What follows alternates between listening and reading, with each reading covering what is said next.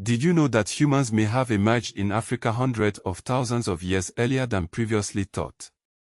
Welcome to History Q&A Trivia, where we challenge your knowledge with surprising facts about the past. Get ready to explore the rich and complex history of Africa through a series of thought-provoking questions. Our first question: is Africa truly the cradle of humankind? The answer lies in fossils discovered across the continent. Discoveries in Jebel Irhoud, Morocco, have yielded Homo sapiens remains dating back approximately 300,000 years.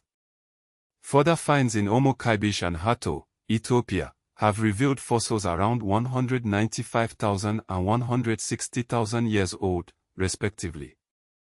These discoveries place Africa at the very heart of human origins, making African history essential to understanding world history. Now, let's move on to our next question. What ancient kingdom once ruled Egypt? The answer is the Kingdom of Kush. Centered in Nubia, in modern-day Sudan, the Kingdom of Kush flourished for centuries. At one point, Kushite rulers even governed Egypt as the 25th dynasty, leaving a lasting impact on both regions. The kingdom existed from roughly 1070 BC to 350 CE. Speaking of ancient civilizations, can you name the North African city-state founded by the Phoenicians that became a major Mediterranean power? The correct answer is Carthage. Founded around 814 BC in modern-day Tunisia, Carthage rose to prominence as a major commercial and military force, challenging even the Roman Republic. However, its power was eventually crushed in the Punic Wars. What about the Kingdom of Aksum, located in present-day Ethiopia and Eritrea? Do you know what distinguished this kingdom from many of its contemporaries? The answer is that Aksum minted its own coins. By the 3rd century CE, Aksum was a major Red Sea trading power, and its currency reflects its economic and political importance. Coins have been discovered dating back to around the 1st century CE. Moving westward, what early culture in present-day Nigeria is famous for its terracotta sculptures and early ironworking? The Nok culture is the answer. Dating back to at least 1000 BC, the Nok people were skilled artisans and metallurgists, leaving behind remarkable terracotta figures that provide valuable insights into their society and beliefs. Can you name the West African empire famed for its immense wealth under the rule of Mansa Musa? That would be the Mali Empire. Founded by Sundiata Keita around 1235, the Mali Empire reached its zenith under Mansa Musa, who reigned from approximately 1312 to 1337. His pilgrimage to Mecca, with its extravagant display of gold, brought the empire to the attention of the wider world. Which empire rose to prominence in the 15th century, only to be defeated by Morocco at the Battle of Tondeba in 1591? The Songhai Empire is the correct answer. Peaking under Askia Muhammad I, the Songhai Empire controlled vast territories and important trade routes. However, its defeat by Morocco marked the beginning of its decline. What about the impressive stone structures of Great Zimbabwe? When did this civilization flourish? Great Zimbabwe flourished roughly from the 11th to 15th century CE. It served as the capital of a powerful state in southern Africa, showcasing remarkable architectural skill and social organization. And finally, what kingdom in present-day southern Nigeria is renowned for its bronze and brass castings? The Benin Kingdom.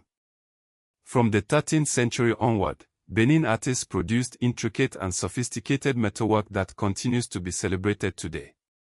Now, let's switch gears and discuss the transatlantic slave trade. Can you estimate how many Africans were forcibly transported across the Atlantic?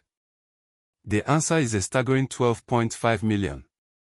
Of those, an estimated 10.7 million survived the horrific Middle Passage to be enslaved in the Americas. This brutal trade had a devastating impact on African societies.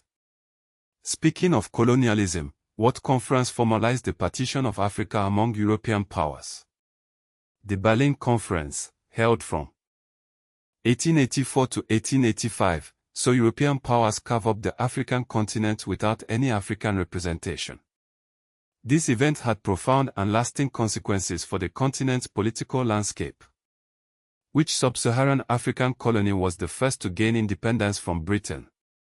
Ghana, in 1957, led the way for other African nations to break free from colonial rule. Its independence was a pivotal moment in the decolonization of the continent. And finally, what is the newest internationally recognized sovereign state in Africa? South Sudan, which gained independence in 2011, is the most recent addition to the African map. Now, let's delve into some lesser-known aspects of African history. Did you know that Timbuktu in Mali was not just a trade city, but a major intellectual center? The University of Sankore and other madrasas supported one of the largest scholarly networks in the Islamic world, attracting scholars from across Africa and beyond. Evidence suggests that stone-built settlements in Tichitualota, in present-day Mauritania, date back to around 1100 BC. This demonstrates a long history of urban development in West Africa. Oudjen, also in Mali, had urban foundations by around 250 BC. This ancient city played a significant role in trans-Saharan trade and cultural exchange. What about the advanced metallurgy and science practiced in early African societies? Evidence from Nok and Nubia shows early mastery of ironworking and complex art traditions. In southern Africa, the Ngwenya mine in present-day Eswatini is among the world's oldest known mines, with activity dating back approximately 43,000 years ago. This demonstrates a deep history of resource extraction and technological innovation on the continent. While we often hear about the transatlantic slave trade, Africa also had major international trade networks that connected it to other parts of the world.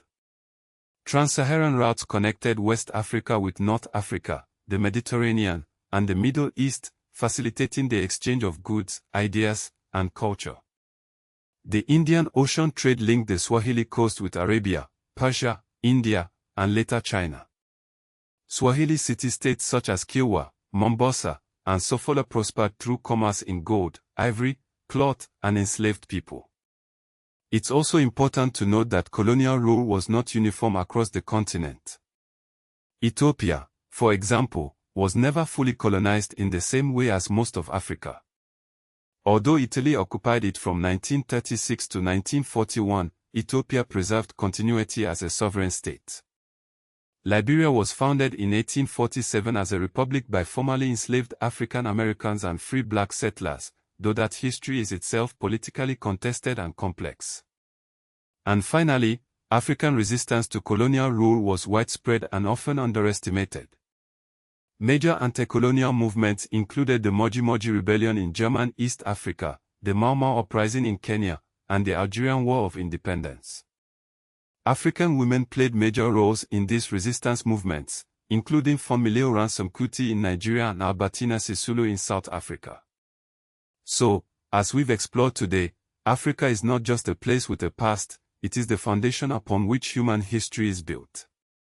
Its civilizations were global players, not isolated societies, and their contributions continue to shape our world.